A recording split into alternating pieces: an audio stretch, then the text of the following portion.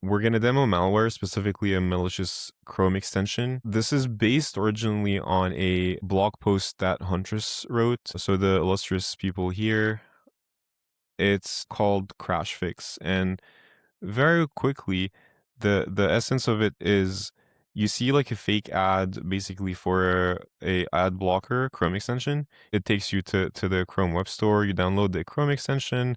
The reviews are all saying like, yeah, it's fine, it works.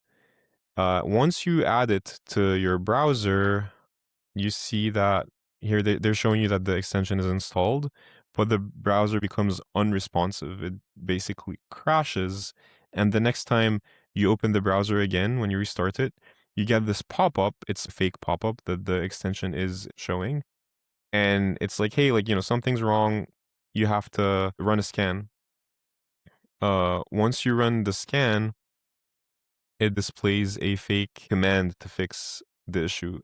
And what you see here, it tells you to like open Windows R for running commands basically. And it shows you here a command to paste. The command that you copy isn't what they actually show you here. When you copy it and paste in Notepad, it's actually a different command entirely.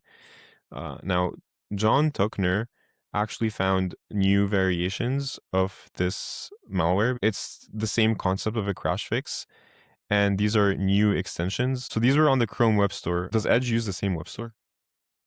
It has its own web store, but then it can also install extensions from the Chrome Web Store. Okay, nice.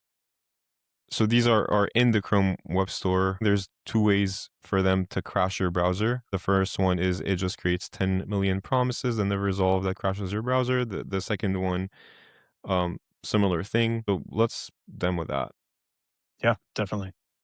Like, real quick, I just wanted to share like what this would have looked like in the Chrome Web Store.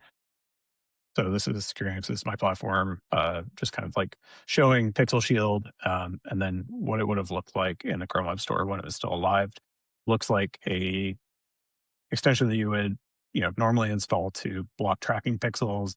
It actually has uBlock Origin built into it, so they cloned uBlock Origin, used all the code there to do ad blocking, pixel blocking, all of that, and then threw in a malicious component to it as well. So if you go to like the privacy policy, they have a website listed here. This is what it would look like. You would probably be targeted with this by malicious advertisement. You would end up here, and you would say, "Okay, install this extension to block ads and eliminate noise and all this other stuff that they say." Um, and yeah, so Huntress did a great job of identifying another variant of this that opens a bunch of like connection ports in the browser. It really bogs it down, and eventually it shows you something like this: security issue detected. Run this in order to fix it. And now I've seen a couple different variations, and the one that we'll go over right now is. The way that it works is it will create like a million promises that will just never resolve.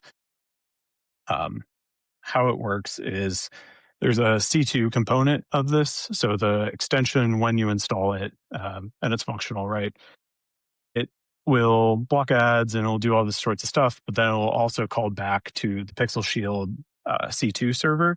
And what it will look for is setting this like new value called new version. And so if I have like new version 1.0.0, it won't trigger anything.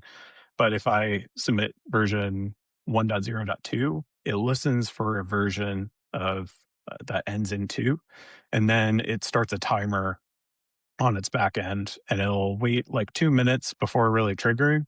But what I hope that we'll see is my browsers in this VM will just start kind of being totally unresponsive, and then at some point, a lot of the behavior clears up.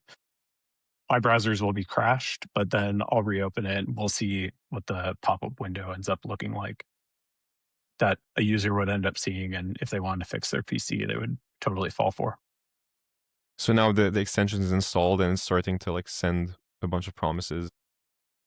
Yeah. So it just waits for like that 2 minutes. So there's like a little alarm or like cron job in the back that says, once I see 1.0.0.2, I'm going to wait for uh, like the 2 minutes, and then I'm gonna interact with. And so, depending on who the attacker is, like they could see this callback. It'll grab a bunch of information about the type of OS, the where it's coming from, geolocation, a bunch of other stuff, and then you know, has it set up right now. It'll basically just invoke and run the promise bomb, but the new version could update depending on who is actually calling back and what the behavior actually is. Okay. So now the browser is becoming very It's unresponsive. bugging for sure. Yep. Um, yeah. So now we've crashed it.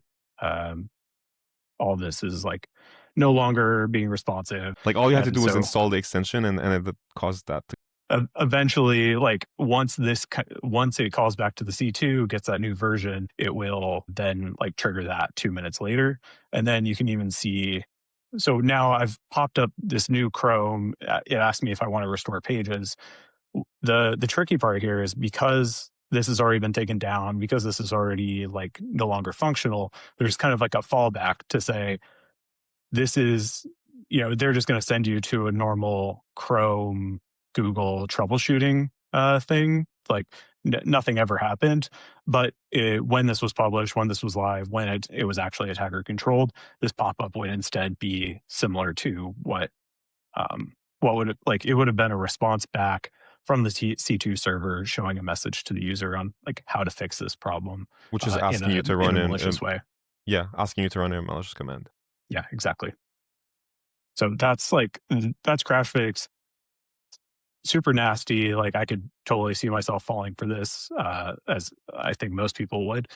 And what's really interesting to me is like the number of variations that are coming out. So it's not just one pattern, but I've seen sending like opening millions of tabs, opening up millions of ports, opening up now all these like promises and internal like messaging systems. And so like there's going to be a number of ways in order to crash your browser, and this experience, it really does like lock up your PC as well. So you think that there's true malware that's going on Hmm. by just installing a browser extension. Hmm. So strategy: crash the browser, on restart, show a message. On your end in secure Annex, like as you're scanning browser extensions, you're doing static analysis to try to detect crash attempts for browsers or anything that can overwhelm resources on the machine. Yeah, it's been popping up pretty frequently now, Hmm. like for in these cases, and like it's very evident that like there's no reason that these extensions need to open up a million of something or like Hmm. create a million connections or open up a million tabs.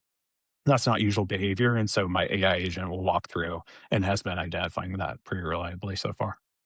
I think this is something that teams just need to be aware of. Like, it's not that usual case of, oh, a browser extension is kind of tracking me around things. Like, this is as close to just old malware that I can remember, where it's just like, okay, let's crash the box. And, now the nasty part is we've kind of figured out how to like social engineer end users to run commands at will that actually install the malware. And the Huntress blog does a great job of going into the later stages of this, but I don't see like this technique necessarily going away, and it ended up getting enough users and was published to the Chrome Web Store before actually taken down. So yeah, it can fly under the radar. Yeah, so I'll link both blog posts below, both very interesting reads.